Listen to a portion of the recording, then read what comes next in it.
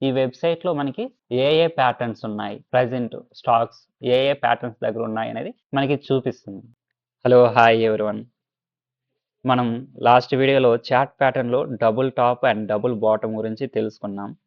ఈ వీడియోలో మనం ఇంకొక రివర్సల్ ప్యాటర్న్‌నే తెలుసుకున్నాం. రివర్సల్ ప్యాటర్న్‌లో చాలా important pattern head and shoulder patterns. మనకి ఇది reverse head and shoulder and normal head and shoulder 2 ఉంటాయి. సేమ్ వీటి గురించి మనం తెలుసుకుందాం. Normal head and shoulder pattern అనేది ఒక అప్ ట్రెండ్‌లో పడుతుంది. అంటే ఒక ట్రెండ్ అప్ సైడ్ ఉండాలి. ఇలా అప్ సైడ్ ఉండి ఒక రెసిస్టెంట్ దగ్గర గాని, ఒక ట్రెండ్ ఎండ్ అయ్యేటప్పుడు గాని, ఒక హై అనేది ఏర్పాటు చేస్తుంది ఫస్ట్. అంటే ఆల్రెడీ మనకి అప్ ట్రెండ్ కాబట్టి ఇలా హైర్ హైస్ ఏర్పాటు చేసుకుంటూ వస్తుంది. ఒక చోటుకొచ్చిన తర్వాత ఒక హై ఏర్పాటు చేసి, నెక్స్ట్ హై కూడా దీనికంటే ఈ హై కంటే నెక్స్ట్ హై ఇంకా హైకెళ్తుంది. ఇప్పుడు మనకి నార్మల్‌గా అప్ ట్రెండ్ అంటే ఎలా ఉండాలి? ఇంకొక హై ఇలా ఏర్పడితే ఇది కంటిన్యూ హైలు ఏర్పాటు చేసుకుంటూ వెళ్తుంది కాబట్టి ఇది అప్ ట్రెండ్ అవుతుంది. కానీ ఒక స్టేజ్‌లో ఏమవుతుంది? ఈ హై ఏర్పడింది గదా! నెక్స్ట్ హై అన్నది ఈ హైని దాటదు. దాటకుండా ఈ హై కంటే కింద ఇంకొక హై ఏర్పాటు చేస్తుంది. అంటే ఈ హైకి ఈక్వల్‌గా అని మాత్రం అనుకోవద్దండి. ఎందుకంటే ఇక్కడ ఈక్వల్‌గా ఉంది కాబట్టి ఈక్వల్‌గా అని కాదు. మెయిన్ కాన్సెప్ట్ ఈ హై కంటే నెక్స్ట్ హై తక్కువలో ఉండాలి. ఇక్కడైనా ఉండొచ్చు హై లేదా ఇక్కడైనా ఉండొచ్చు.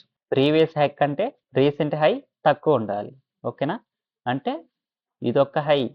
ఈ హై కంటే ఈ హై హైలో ఉండాలి. ఈ హై కంటే నెక్స్ట్ వచ్చే హై లోలో ఉండాలి. లోయర్ హై ఏర్పడాలి. దీన్ని మనం ఈ టాప్ హైని హెడ్ అంటాం. ఈ లెఫ్ట్ సైడ్ ఉన్న హైని షోల్డర్ అంటాం. ఈ రైట్ సైడ్ హైని షోల్డర్ అంటాం. ఓకే. వీటికి లో. ఈ లో అన్నది కూడా ఈక్వల్‌గా ఉంటదని మీరెప్పుడు అనుకోకండి. ఒక్కొక్కసారి ఈ లో ఇక్కడే ఉంటది. దీనిలో ఇలా కిందకుండొచ్చు. ఒక్కొక్కసారి ఇక్కడుంటాది. ఇలా అప్, డౌన్ కూడా ఉండొచ్చు లోలు. కానీ ఈ రెండిటికి ఏది లో ఉంటుందో దాన్ని మనం నెక్ లైన్‌గా తీసుకుంటాం. సేమ్ లాస్ట్ ప్యాటర్న్‌లో మనం ఎలా అనుకున్నాం? నెక్ లైన్ కూడా డ్రా చేసుకున్నాం. డబుల్ టాప్, డబుల్ బాటమ్‌లో. దాన్ని బ్రేక్ అయితే ఎంట్రీ తీసుకుంటాం. ఇందులో కూడా అంతే. దీని బ్రేక్ అయితే ఎంట్రీ తీసుకుంటాం. ఓకే. ఇక్కడ మనం తెలుసుకోవాల్సిన కాన్సెప్ట్ ఏంటంటే, ఒక అప్ ట్రెండ్ ఉంది గదా! అప్ ట్రెండ్‌లో మనకి ఎలా ఉంటది? బయ్యర్స్ ప్రైస్‌ని పెంచుకుంటా ఎళ్తున్నారు. ఇక్కడి వరకు బానే పెంచారు. మళ్ళీ ఇక్కడి వరకు కూడా హెడ్ వరకు కూడా బాగా పెంచారు. కానీ నెక్స్ట్ ఈ హైని బ్రేక్ చేసి అప్ సైడ్ ప్రైస్‌ని తీసుకెళ్ళలేకపోయారు. దాని మెయిన్ కాన్సెప్ట్ ఏమంటే, ఇక్కడ బయ్యర్ ఫెయిల్ అవుతున్నాడు. ప్రైస్‌ని ఇంకా పైకి తీసుకెళ్ళడానికి ఫెయిల్ అవుతున్నాడు. ఒక హైకొచ్చేసిన తర్వాత అక్కడ బయ్యర్స్ కంటే సెల్లర్స్ కంట్రోల్ తీసుకుంటున్నారు ప్రైస్‌ని. సెల్లర్స్ ఎక్కువ అవుతున్నారు. సో, సెల్లర్స్ ఎక్కువ అవుతున్నారు కాబట్టి ఆ ప్రైస్‌ని కిందకి తీసుకొచ్చేసారు మళ్ళీ. సో, బయ్యర్స్ కంటే సెల్లర్స్ ఎక్కువ మందున్నారు. అందుకే హైయర్ హైని ఫార్మ్ చేయడంలో ఫెయిల్ అయింది ప్రైసు. అంటే బయ్యర్స్ ఫెయిల్ అయ్యారు. సెల్లర్స్ సక్సెస్ అయ్యారు. అలా అని మనం ఈడ ఎంట్రీ తీసుకోవచ్చా అంటే, ఈ హైని చూసే ఎంట్రీ తీసుకోవచ్చా అంటే నో. మనకి ఒక నెక్ లైన్ ఉంటది. అంటే లోస్ ఉంటది. ఈ లోని బ్రేక్ అయినప్పుడు మనం ఎంట్రీ అనేది కిందకి తీసుకోవాలి. ఇక్కడ సేమ్ కాన్సెప్ట్ బ్రేకౌట్‌లు డైరెక్ట్‌గా బ్రేక్ అయితే ఎంట్రీ తీసుకోవచ్చు. కానీ అది మనకి ఎలా ఉంటదంటే మళ్ళీ రివర్స్ అయిపోవడానికి ఛాన్స్ ఉంటుంది. మళ్ళీ రివర్స్ అయిపోవడానికి ఛాన్స్ ఉంటది కాబట్టి మనం కొద్దిగా మళ్ళీ అప్ సైడ్‌కెళ్ళి మళ్ళీ కిందకొచ్చినప్పుడు ఎంట్రీ తీసుకుంటే బెటర్‌గా ఉంటది. అంటే దీన్నేమంటాం మనం రీటెస్ట్ అంటాం. డైరెక్ట్‌గా మనం ఎంట్రీ తీసుకున్నామంటే ఏమవుతుంది? రిస్కు ఉంటది. రివార్డ్ ఉంటది. ఒక్కొక్కసారి ఈ బ్రేకౌటే కాదు. ఏ బ్రేకౌట్ అయినా గానీ ఫేక్ అవ్వడానికి ఛాన్స్ ఉంటది. అలాంటప్పుడు ఏమవుతుందంటే ఇలా స్ట్రాంగ్‌గా బ్రేక్ అయ్యి మళ్ళీ అప్ వెళ్ళిపోతది. ఇలాంటప్పుడు మనం బాగా దీంట్లో ట్రాప్ అయిపోయి మన స్టాప్ లాస్‌ని ఈజీగా హిట్ అయ్యే విధంగా చేసుకుంటాం. అలా గాకుండా కొంచెం వెయిట్ చేసి రీటెస్ట్ అయ్యి మళ్ళీ కింద పడేటప్పుడు ఎంట్రీ తీసుకుంటే బెటర్‌గా వర్కౌట్ అవుతుంది ఎప్పుడైనా గానీ. సో, మీరు అగ్రెసివ్‌గా తీసుకున్నా తప్పు లేదు. స్ట్రాంగ్ క్యాండిల్ అయితే. లేదు మేము అగ్రెసివ్ కాదు.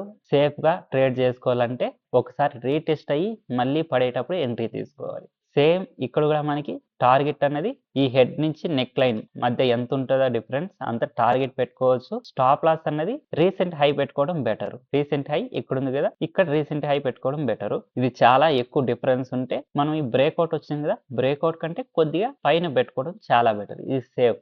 ఇది హెడ్ అండ్ షోల్డర్. ఇది ఒక అప్ ట్రెండ్‌లో ఏర్పడుతుంది. అదే ఒక డౌన్ ట్రెండ్ ఉందనుకోండి. స్ట్రాంగ్‌గా ప్రైస్ కిందకి పడుతుంది. అంటే లోయర్ లోస్ ఏర్పాటు చేసుకుంటూ వస్తుంది. అలా ఏర్పాటు చేసుకుంటూ వచ్చినప్పుడు ఒక లో ప్రైస్ వద్ద లేదా ఒక సపోర్ట్ వద్ద ఒక లోని ఏర్పాటు చేసి నెక్స్ట్‌లో కూడా ఇంకా లోకొచ్చి ఈ లోని నెక్స్ట్‌లో బ్రేక్ చేయకుండా అప్ సైడే ఇంకొక లోని ఏర్పాటు చేసి పైకెళ్తుంది. సో, దీని మీనింగ్ ఏంటంటే సెల్లర్స్ చాలా కిందకి తీసుకొచ్చేసారు ప్రైస్‌ని. తీసుకొచ్చడానికి ట్రై చేశారు చాలా విధంగా. కానీ ఒక ప్రైస్ దగ్గరకొచ్చినప్పుడు సెల్లర్స్ ఈ ప్రైస్ సెల్ చేయడం కంటే బై చేయడం బెటర్ అని ఫీల్ అయ్యారు. అంటే ఇదొక మంచి సపోర్ట్ లెవెల్.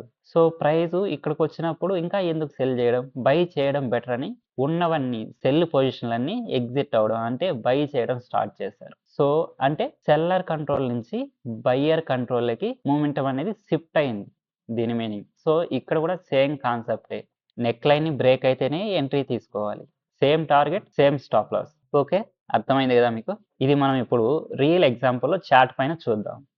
ఇక్కడ మనం గమనించామంటే ఇదొక అప్ ట్రెండ్ మీరిక్కడ గమనించామంటే ఇదొక హై ఏర్పాటు చేసింది. నెక్స్ట్ హై దీనికంటే లోలో ఉంది. కానీ ఇక్కడ మనకి లెఫ్ట్ సైడ్ ఉన్న షోల్డర్ ఎక్కడుంది? ఇక్కడుంది. ఇక్కడ నుంచి ఇదొక షోల్డర్ అంటే ఇదొక హెడ్, ఇదొక షోల్డర్. మనకి ఒకవేళ ఎంట్రీ తీసుకోవాలంటే ఇది నెక్ లైన్. ఇది బ్రేక్ అవ్వలేదు. సో, ఇది కంటిన్యూగా మళ్ళీ అప్ ట్రెండ్ లాగానే ఉన్నది. మళ్ళీ ఇక్కడ మనం చూసామంటే ఇదొక హై లాగా ఉంది. మళ్ళీ మనకి ఇదొక హై లాగా ఉంది. మళ్ళీ ఇక్కడ మనకి ఒక హై లాగా ఉంది. గమనించారా? ఇదొక షోల్డర్, ఇదొక షోల్డర్, ఇదొక హెడ్. మనకి ఈ షోల్డర్‌కి ఈ రేంజ్‌లో మనకి నెక్ లైన్ డ్రా చేసుకోవచ్చు. ఎందుకు ఈ లైన్‌లో అంటే చూడండి ఇక్కడ ప్రైస్ అనేది రిజెక్ట్ అయింది. సేమ్ ఇక్కడ ఈ హైకి లో అన్నది ఇక్కడుంది. ఈ హైకి లో అన్నది ఇక్కడుంది. సో, ఇది నెక్ లైన్. ఇది హెడ్. ఇది మనకి ఇక్కడ బ్రేక్ అయిందా? స్ట్రాంగ్ క్యాండిల్‌తో బ్రేక్ అయింది. నెక్స్ట్ క్యాండిల్‌లో ఎంట్రీ తీసుకుంటే మన టార్గెట్ ఈజీగా హిట్ అయిపోయేది. ఇక్కడ అగ్రెసివ్ ట్రేడర్స్‌కి బాగా వర్కౌట్ అయింది. అలా గాకుండా ఒకవేళ రీటెస్ట్ అయ్యి అప్పుడు ఎంట్రీ తీసుకుందాము అనుకున్న వాళ్ళకి మాత్రం ఛాన్స్ అయితే ఇవ్వలేదు ఇక్కడ. సో, ఛాన్స్ ఇవ్వలేదు కాబట్టి వదిలేయడం బెటర్. అలా గాకుండా అగ్రెసివ్‌గా తీసుకునేవాళ్ళు ఈ క్యాండిల్‌లో ఎంట్రీ తీసుకుంటారు. ఇక్కడ స్ట్రాంగ్ బ్రేక్‌ఔట్ మంచి క్యాండిల్‌తో బ్రేక్‌ఔట్ ఇచ్చింది కాబట్టి ఎంట్రీ అనేది తీసుకుంటే మన టార్గెట్ ఇక్కడ హిట్ అయిపోయింది. ఓకే. ఇదొక head and shoulder pattern. Reverse head and shoulder pattern కూడా సేమ్ ఈ విధంగానే ఉంటుంది. టాప్ స్టాక్ రీసెర్చ్ అని ఒకటున్నది. ఈ వెబ్‌సైట్‌లో మనకి ఏ ప్యాటర్న్స్ ఉన్నాయి, ప్రెజెంట్ స్టాక్స్ ఏ ప్యాటర్న్స్ దగ్గర ఉన్నాయనేది మనకి చూపిస్తుంది. ఇక్కడ చూడండి. నేనిప్పుడు క్యాండిల్ స్టిక్స్ ప్యాటర్న్స్, ఇక్కడ మనం technical patterns, popular chart patterns. ఈ చార్ట్ ప్యాటర్న్స్ ఓపెన్ చేసామంటే double top, double bottom, triple bottom, triple top, head and shoulder ఇవి చాలా ఉన్నాయి. ఫ్లాగ్ ప్యాటర్న్స్ ఇవన్నీ. ఇందులో మనకి ఇప్పుడు మనం హెడ్ అండ్ షోల్డర్ ప్యాటర్న్స్ కాబట్టి ఇది మనం ఓపెన్ చేద్దాం. అప్ సైడ్ ఏముండాయనేసి. అప్ సైడ్ ఏముండాయని మనం దీన్ని ఓపెన్ చేసామంటే ఇక్కడ ఉన్నాయి చూడండి. ఇక్కడ చార్ట్ ఉంది. ఇది 1 డే చార్ట్ ఉంటది. చూడండి. ఇదొక షోల్డర్, ఇదొక హెడ్, ఇదొక షోల్డర్. ఇది reversal head and shoulder pattern. ఇక్కడ మనం గమనించామంటే ఇదొక డౌన్ ట్రెండ్. ఒక డౌన్ ట్రెండ్ ఏర్పడింది. ఒక షోల్డర్ ఇక్కడ ఫార్మ్ చేసింది. దీనికంటే నెక్స్ట్ ప్రైస్ ఇంకా కిందకొచ్చింది. కానీ నెక్స్ట్ ఇంకా ప్రైస్ కిందకి రాలేదు. దీనికంటే హైలోనే ప్రైస్ అప్ సైడ్ ఎళ్ళింది. ఈ రేంజ్‌ని బ్రేక్‌ఔట్ పెడితే మనకిక్కడ క్లియర్ బ్రేక్‌ఔట్ అయితే రాలేదు. మీరు గమనించామంటే ఇక్కడొస్తుంది ఇంచుమించు. ఇక్కడ బ్రేక్‌ఔట్ అంటే ఇది ఫేక్ బ్రేక్‌ఔట్‌గా ఏర్పడింది ఇక్కడ. మళ్ళీ నెక్స్ట్ ఇక్కడ కూడా మనకి ఒక ఫేక్ బ్రేక్‌ఔటే ఏర్పడింది. ఎందుకు ఫేక్ బ్రేక్‌ఔట్ అంటే అప్ సైడ్ బ్రేక్ అయ్యినప్పుడు అప్ సైడ్ బ్రేక్‌ఔట్ కాబట్టి అప్ సైడ్ ఎక్కువ మనకి విక్ అనేది ఉండకూడదు. డౌన్ సైడ్ ఉన్నా బెటరు. ఎందుకంటే డౌన్ సైడ్ విక్ ఎక్కువ ఉందనుకోండి. దాని మీనింగ్ ఏంటి? సెల్లర్స్ ఫెయిల్ అవుతున్నారు. సెల్లర్స్ ఫెయిల్ అయితే అది బెటరే కదా! ఎందుకంటే ఇది పైకెళ్ళాలి. బయర్స్ మనకి స్ట్రాంగ్‌గా ఉండాలి. కానీ అలా గాకుండా అప్ సైడ్ విక్ ఎక్కువుందంటే ఎవరు ఫెయిల్ అవుతున్నారు? బయ్యర్ ఫెయిల్ అవుతున్నాడు. బయ్యర్ ప్రైస్ పైకి తీసుకెళ్ళడంలో ఫెయిల్ అవుతుంటే, బయ్యరే ఫెయిల్ అవుతుంటే ఇంక ప్రైస్ ఎందుకు అప్ సైడ్‌కెళ్తుంది? ఎళ్ళదు. సో, ఇక్కడ మళ్ళీ కిందకు పడింది. కానీ ఇక్కడ మనం గమనించామంటే ఒక చిన్న ప్యాటర్న్, సూపర్ ప్యాటర్న్ అనేది ఏర్పడింది ఇక్కడ. ఇదొక morning star, evening star candle sticks pattern చెప్పాను గుర్తున్నాయా? గుర్తు లేకుంటే వెళ్లి ఒకసారి ఆ వీడియో చూడండి. ఇక్కడి నుంచి మనకి ప్రైస్ అనేది డ్రాప్ అవుతుంది స్ట్రాంగ్‌గా. సో, అందుకోసమే నేను జస్ట్ బ్రేక్‌ఔట్‌గా అనిపించినప్పుడు ఎంట్రీ తీసుకోవద్దండి. రీటెస్ట్ అయినప్పుడు బెటర్‌గా ఉంటదని చెప్పాను. సో, ఇలా మనం ప్యాటర్న్స్‌ని డైరెక్ట్‌గా ఏ స్టాక్స్‌లో ఉన్నాయి, ప్యాటర్న్ అనేది మనం చూసుకోవచ్చు. క్లియర్‌గా ఇది మీకు అర్థమైందనుకుంటాను. Head and shoulder pattern. ఒకవేళ డౌట్స్ ఉంటే మెసేజ్ చేయండి క్లియర్ చేస్తాను. సో, ఇదండి ఇవాల్టి వీడియో. మీకు కానీ ఈ వీడియో నచ్చినట్లయితే లైక్ చేయండి, షేర్ చేయండి, సబ్స్క్రైబ్ చేయండి. నెక్స్ట్ వీడియోతో మళ్ళీ కలుద్దాం.